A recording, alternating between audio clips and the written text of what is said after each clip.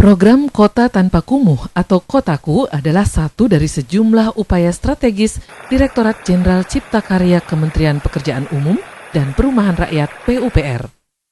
Kota Tanpa Kumuh merupakan transformasi dari pemberdayaan program PNPM Mandiri Perkotaan untuk mempercepat penanganan pemukiman kumuh di tanah air. Di Bali sendiri, upaya penanganan pemukiman kumuh telah dilakukan pada beberapa kabupaten. Salah satunya adalah Kabupaten Gianyar. Ada 7 hal yang dijadikan indikator untuk mengklasifikasikan suatu lokasi disebut kumuh. Masing-masing adalah kondisi bangunan, kondisi jalan lingkungan, ketersediaan air minum, kondisi drainase lingkungan, permasalahan limbah atau sanitasi, persampahan, dan pengelolaan bahaya kebakaran. Di Kabupaten Gianyar saat ini masih ada 8 desa di 3 kecamatan yang termasuk dalam kawasan kumuh. Kedepannya, berbagai upaya akan dilakukan pemerintah Kabupaten Gianyar dalam menangani kawasan kumuh tersebut sehingga Gianyar menjadi kawasan bersih, nyaman, dan aman tanpa kumuh. Bahwa Kabupaten Gianyar ini sudah dikenal dunia adalah sebagai kota pariwisata. Nah, menyandang predikat kota pariwisata dilihat dari banyak hal. Satu, pendapatan daerah kita hampir 60-70% dari sektor pariwisata, pajak hotel restoran, sehingga harus memenuhi syarat-syarat yang memang cukup berat kita harus ikuti.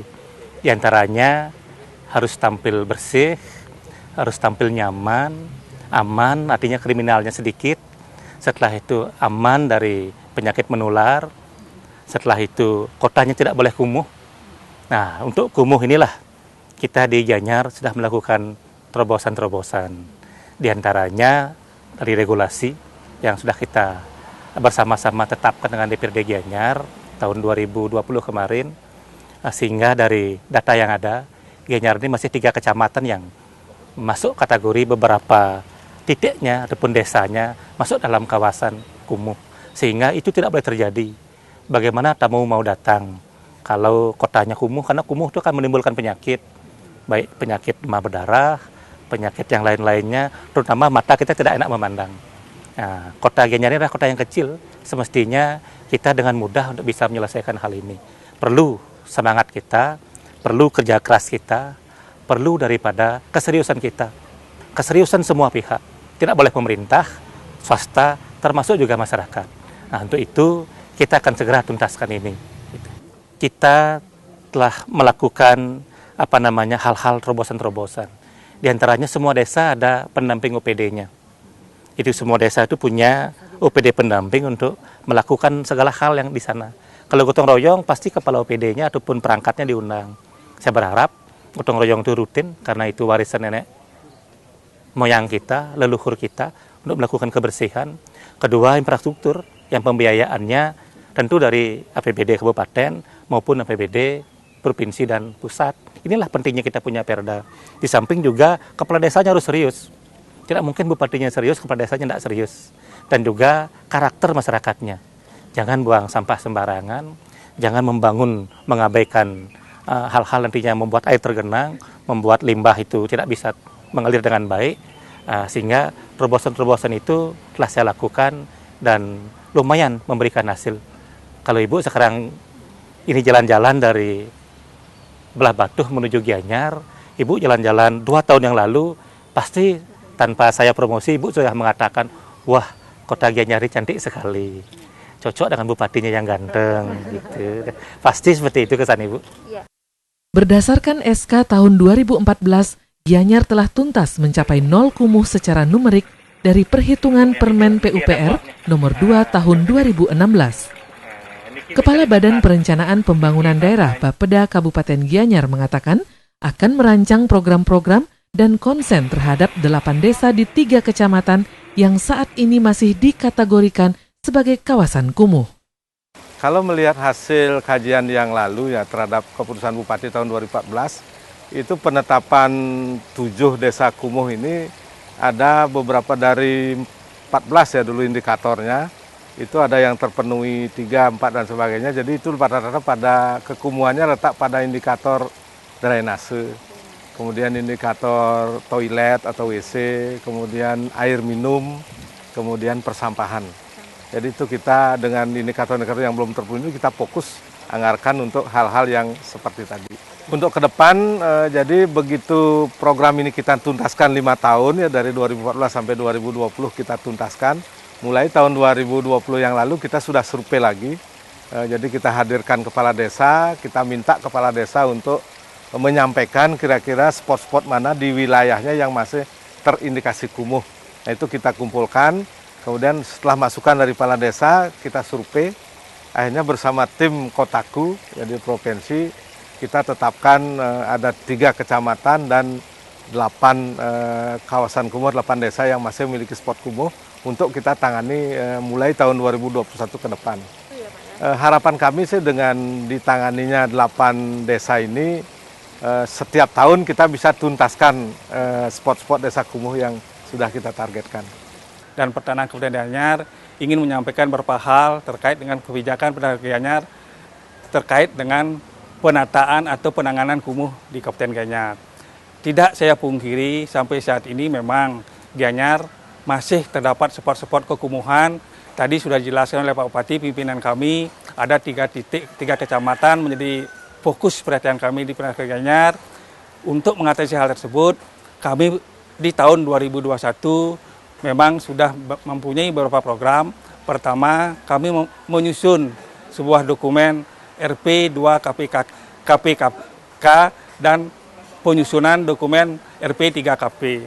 Dari dokumen itu, kami harapkan di dinas akan muncul sebuah perbub yang sudah jelas menangani kekumuhan. Terkait dengan tersebut, kami juga di tahun 2021 ini atas komitmen pimpinan bahwasanya untuk menangani MBR, masyarakat berpenghasilan rendah yang terduga kumuh, kami di tahun 2021 ini memang sudah mengalokasikan anggaran sekitar 13 miliar untuk penanganan RTLH. Kami dari 3 kawasan itu memang kami sudah data sedetail mungkin, kami mendapatkan verifikasi sedetail mungkin, kami akan menangani di tahun 2021. Astungkara COVID ini bisa lewat, kami bisa menangani masyarakat kami yang terdampak COVID. Di Kabupaten Gianyar, penataan kawasan-kawasan kumuh mulai digencarkan hingga ke tingkat desa. Seperti yang terlihat di Desa Peliatan, Kecamatan Ubud, Gianyar. Desa Peliatan sebagai desa rencana dikenal dengan potensinya di bidang seni, baik seni tari, seni patung, hingga seni lukis. Dengan potensi yang dimiliki, desa ini kerap dikunjungi para wisatawan yang berlibur ke Bali. Selain membeli beraneka kerajinan hasil karya warga setempat, para wisatawan yang datang juga antusias menyaksikan ragam pertunjukan seni yang ditampilkan di desa setempat. Selain itu, Desa Peliatan juga merupakan desa yang mendapat pendampingan dari program Kotaku dan masuk dalam kategori lokasi pencegahan kumuh. Masyarakat Desa Peliatan yang berlatar belakang seni dan budaya telah mampu menarik berbagai para pariwisata, baik mancanegara, domestik mancanegara, dan mereka ke sini tidak hanya menikmati seni dan budaya, mereka juga banyak yang menetap lama, panjang menikmati seni dan budaya tersebut. Nah, dengan kondisi yang seperti itu, masyarakat kami berkehendak, berkeinginan untuk membangun desa ini melepas diri dari kekumuhan di Desa Peliatan. Nah, untuk itulah sejak awal dengan bekerja sama dengan BKM Desa Peliatan yang dimotori oleh Kotaku, kita segera membuat sebuah perencanaan. Pertama kita membentuk PEGO di Desa Peliatan. Setelah BKM terbentuk kita membentuk PEGO. PEGO kita gerakkan. Sekarang sudah tidak hanya PEGO saja dari kepanjangan Peliatan Ngogo, tapi sudah kita perpanjang dari Peliatan Go Green, Peliatan Go Internasional, dan seterusnya. Nah, latar belakang ini juga menginspirasi kami dari apa yang divisi misikan Bapak Gubernur Bali, kita kolaborasikan di Peliatan, sehingga segala kegiatan yang berbentuk dan berbau lingkungan, baik itu dari plastik dan sebagainya, sudah mulai kita tuntaskan, mulai kita tata dan mulai kita tuntaskan. Nah, pergerakan PEGO ini tidak hanya di plastik, mungkin sudah dijelaskan banyak ya kegiatan ini, baik dari bioporinya, kita sekarang dalam situasi kita sebut dengan gerakan 1 juta biopori. Awalnya 1.000 biopori sudah berhasil, sekarang kita di Desa Peliatan sedang bergerak di areal 1 juta biopori. Awalnya cuma perumahan, sekarang sudah kita masuk ke seluruh sekolah di Desa Peliatan, seluruh instansi pemerintah Desa Peliatan, seluruh masyarakat, Pahariangan, Pura dan sebagainya sudah kita isi dengan PEGO. Nah, gerakan 1 juta biopori ini sudah barang tentu bisa dibayangkan gerakan masif ini untuk mengurangi keluarnya sampah dari rumah tangga dan sebagainya. Nah, akhir ini sejak saya bilang setahun terakhir ini kita memulai gerakan yang kita sebut dengan gerakan penataan sungai berkasanah budaya. Di Desa Peliatan terdapat beberapa titik yang dulunya sangat kumuh, kini telah menjadi kawasan ramai dikunjungi warga. Seperti Sungai Tukad Pangkung ini, setelah ditata dan dibersihkan, sungai ini menjadi tempat permandian bagi warga setempat. Terlebih, di sungai ini juga dihiasi dengan patung-patung yang syarat akan cerita-cerita budaya Bali. BKM adalah Badan Keswadayaan Masyarakat yang berperan dalam hal kegiatan sosial masyarakat. Oke. Apa perannya BKM di sini, Pak? Kita berperan untuk membantu pemerintahan di desa dalam hal pembangunan dan juga untuk pengentasan pencegahan pada kekumuhan. Peran kita lumayan banyak, kita bergerak di dalam hal proses perencanaan, proses penginputan informasi daripada masyarakat terkait dengan sungai-sungai yang masuk kategori kumuh, sungai-sungai yang perlu ditata, dengan sungai-sungai yang memiliki sebuah histori penting terkait dengan ritual, kegiatan adat budaya di masyarakat Peliatan. Kita akan terus berjuang menata sungai seperti yang sudah kita lakukan selama ini, bahwa kita bergerak untuk menata sungai untuk mengembalikan fungsi daripada sungai itu sendiri, yaitu untuk kepentingan kehidupan masyarakat, untuk kegiatan budaya, ritual, dan juga spiritual. Dalam menjaga kebersihan sungai dan lingkungan di Desa Peliatan ini juga dibentuk komunitas PEGO atau Peliatan Ngogo.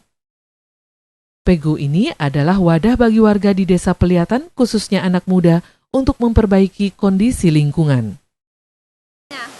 Aktivitas PEGO sejak awal kita menangani persoalan-persoalan lingkungan yang ada di Peliatan yang sudah kita deteksi sejak 7 tahun silam ya. PEGO berdiri baru 2 tahun. Selanjutnya aktivitas yang selalu kita jaga adalah membersihkan lingkungan, membersihkan titik-titik yang rawan terjadi timbunan-timbunan, terutama sampah plastik. Dan untuk memperkuat gerakan itu, kami juga menyertakan beberapa program iringannya, yaitu satu, ada program biopori, gerakan 1 juta biopori yang sudah dicanangkan di Peliatan. Kemudian kami juga sosialisasikan ekobrik di sekolah-sekolah, gitu, yang fungsinya untuk menahan agar sampah plastik hasil konsumsi sehari-hari itu tidak ujug-ujug nyampe mencemari lingkungan, tapi ditahan di satu tempat untuk kemudian kita bisa kelola lebih jauh. Segera kami akan sosialisasikan juga soal ekoenzim.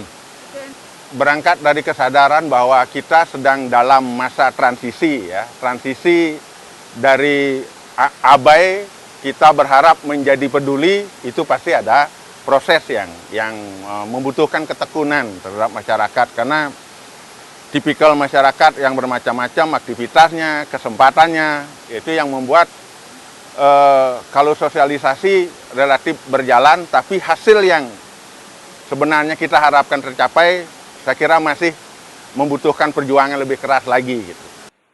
Untuk mewujudkan sebuah desa atau wilayah yang bersih, nyaman, dan aman, dibutuhkan kolaborasi dari berbagai pihak, baik warga, pemerintahan desa, pemerintahan kabupaten, dan kepala daerah sebagai pemegang kebijakan. Dengan sinergi yang baik akan mampu menumbuhkan kecintaan terhadap lingkungan yang pada akhirnya bermuara pada pemeliharaan yang kedepannya dapat memberikan dampak positif bagi masyarakat. Melalui program Kotaku, mari kita wujudkan pemukiman layak huni dan berkelanjutan. Wulandari, Kadek Santosa, Kompas Dewata.